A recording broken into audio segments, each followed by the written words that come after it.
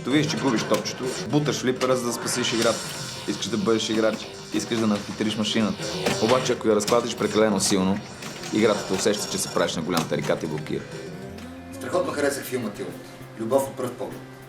Липсваха ми само отпадналите сцени. Сещате се там накрая, на финалния надпис. Той гадже моя нямаше работа там. И като ми липсваха, седнах и си ги написах. Знам, че звучи нескромно, но никой от замесените в Тил няма основание за скромност. Да къде е момчета? На екскурзия в Гедерето. И оттам в Геферета. Сцените в книгата се случват преди и след действието в филма. Ние не разказваме филма, който ще гледаме. Аз ми кажи, как тръгна затвор?